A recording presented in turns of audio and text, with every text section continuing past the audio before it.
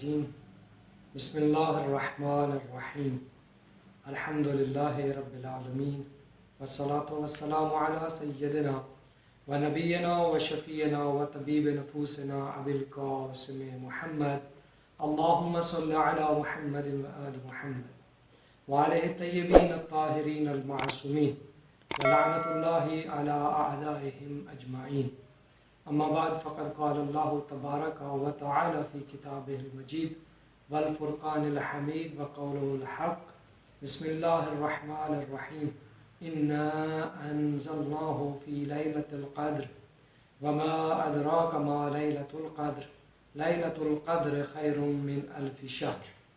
عزیزان گرامی قدر، دانشمندان اعظام، خداوند متعال کا انتہائی لطف ہے، اس کا انتہائی کرم ہے، اس کا یہ احسان ہے کہ اس نے آپ کو اور مجھے زندگی کی سانسوں میں یہ مہلت عطا کی اور اس بابرکت رات سے ہمیں مستفید ہونے کا ٹائم دیا. خداوند متعال کا ہم جتنا بھی شکر ادا کریں ان تمام نعمتوں پر اس کا شکر کم ہے، اس کی نعمتیں ہمارے لیے زیادہ ہیں.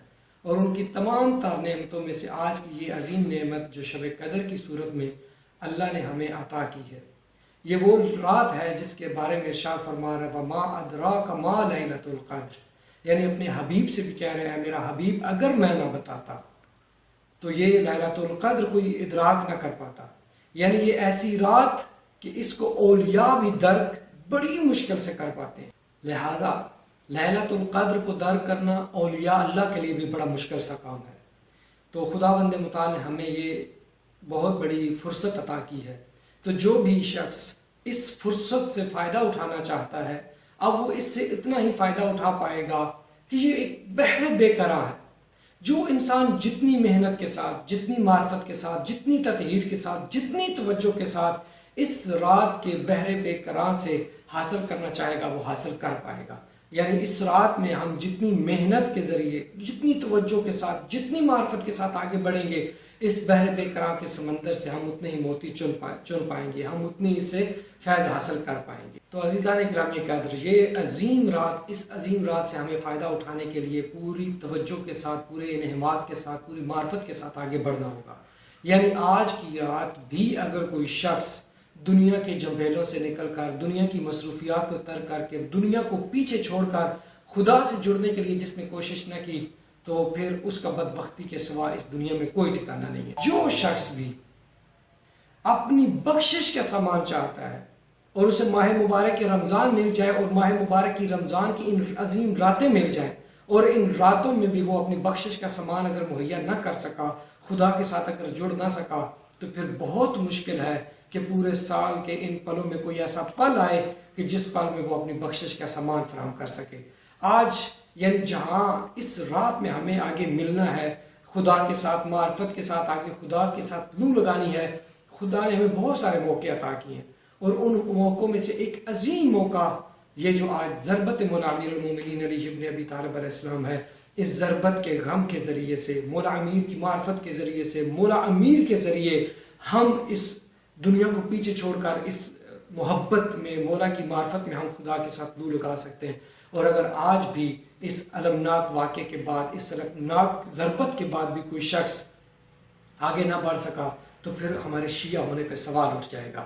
لہٰذا مولا کے غم میں، مولا کی معرفت میں اپنے آئیے اللہ کے ساتھ لو لگاتے ہیں. تو خدا کے ساتھ لو لگانے کے لیے یہ جو عظیم رات ہے کہ اس عظیم رات کا ایک عمل 1000 مہینوں سے افضل کہا گیا ہے، اس عمل میں بڑھنے کے لیے ہمارے ائمہ طاہرین نے بہت سے اعمال بیان کیے ہیں.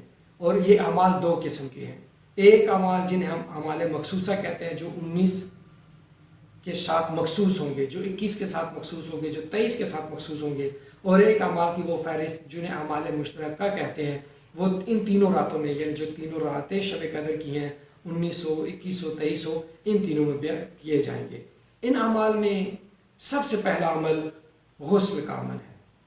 اب یہ کہا گیا ہے کہ غسل آپ مغرب کی اذان کے انتہائی قریب کریں اور مغرب کی اذان کے قریب غسل کریں، اور غسل کے بعد بہتر یہ ہے کہ آپ باوضو ہو کر نماز مغرب کو ادا کریں. اب یہ جو غسل کا کہا گیا، کیوں غسل کا کہا گیا؟ اس لیے کہ اللہ نے ہماری روح کی تطہیر کا سامان فراہم کیا اس لیلۃ القدر میں. تو ہمیں اپنی روح کی تطہیر کی، جہاں ہمیں کہا گیا کہ اپنے بدن کو اور لباس کو پاک لے کر آؤ، تو آج کی رات میں تمہاری روح کو پاک کرنا ہے، تو وہیں پہ اپنی روح کی تطہیر کا سامان غسل سے کر کے آؤ۔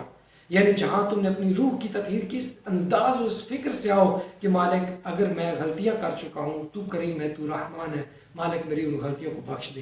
اگر میں نے کسی کے اوپر ظلم کر دیا ہے، اگر میں اس ظلم کا مداوع کر سکتا تھا تو پہلے وہ ظلم کی معافی مانگ کر اس شخص سے ظلم کی معافی مانگوں، کسی کا حق کھایا تھا تو اس کو میں حق ادا کر کر خدا کی بارگاہ میں آؤں۔ یعنی یہ جو پانی میرے اوپر پڑ رہا ہے، یعنی یہ میرے بدن کی آلودگیوں کو ظاہری طور پر پاک کر رہا ہے، تو مجھے اپنی روح کو پاک کرنے کا بھی سامان کرنا ہوگا تاکہ میں اس روح کی تطہیر کے ساتھ آؤں۔ خدا نے آج میری اس روح کو پاک کرنا ہے۔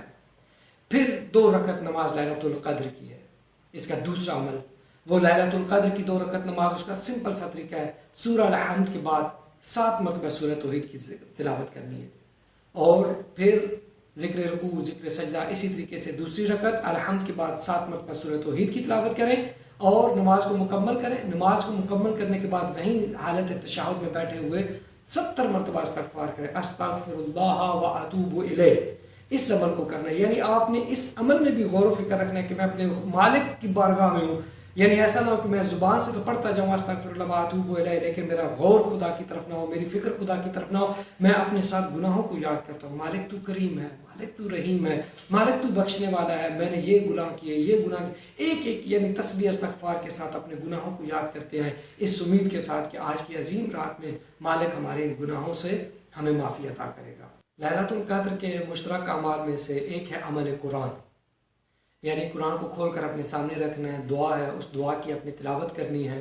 اور یہاں پہ میں ایک پیغام دینا چاہوں گا کہ جب ہم قرآن کو کھول کر سامنے رکھ رہے ہیں، اس دعا کو پڑھ رہے ہیں، تو یہاں پہ ہم نے صرف قرآن کو کھولا نہیں ہے، بلکہ اب ہم نے ان قرآن کے الفاظ کے اوپر غور و فکر کرنا ہے۔ یعنی قرآن کھول کر سامنے جو رکھا گیا ہے، ہمیں دعوت دی جا رہی ہے کہ اس قرآن کے الفاظ کو پڑھو، جبکہ آپ جانتے ہیں کہ حقیقت قرآن یہ الفاظ نہیں تھے، حقیقت قرآن ان الفاظ کے پیچھے چھپی ہوئی تعلیمات تھیں۔ ان تعلیمات کے اوپر غور و فکر کریں، خدا کی معرفت کا سبب ان میں سے تلاش کریں، ائمہ طاہرین کی معرفت کا سبب ان میں سے تلاش کریں، یعنی ان آیات کے اوپر غور و فکر کریں، قرآن کو کھول کر سامنے رکھیں۔ یعنی قرآن کو کھول کر قرآن ہمیں دعوت دے رہا ہے۔ کھول کر سامنے رکھنے کا فلسفہ کیا تھا؟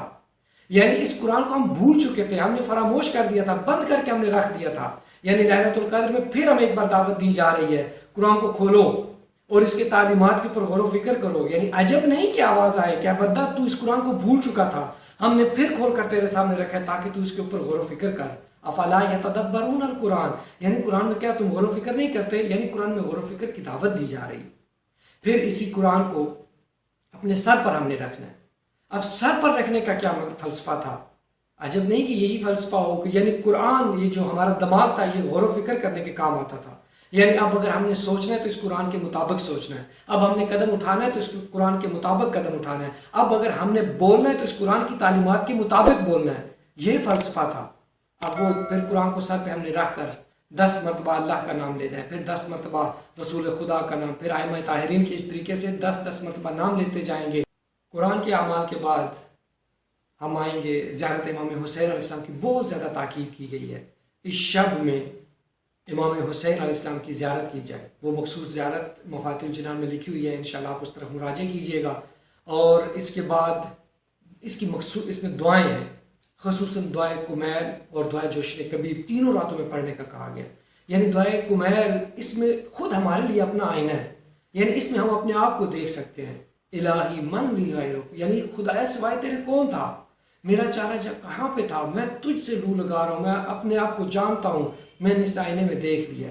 یعنی دعائے کمیل کی تلاوت کرے۔ پھر دعائے جوشن کبیر، یعنی خدا کی رحمت کا بے کرا سمندر، یعنی اس میں دیکھیں 1000 نام اللہ کا لیا گیا اور 1000 نام اللہ کا ایک ایک نام تجلی ہے۔ یعنی ان اسماء کے اوپر غور و فکر کریں، اس سے معرفت حاصل کریں، خدا کے ساتھ لو لگائیں۔ یہ تھے اس شب کے جو ان تینوں شبوں کے مخصوص اعمال، یعنی عمل قرآن، 2 رکعت نماز، زیارت امام حسین علیہ السلام اور 100 رکعت نماز ان تینوں راتوں میں ہے کہ 2 رکعت کر کے 100 رکعت نماز پڑھی جائے۔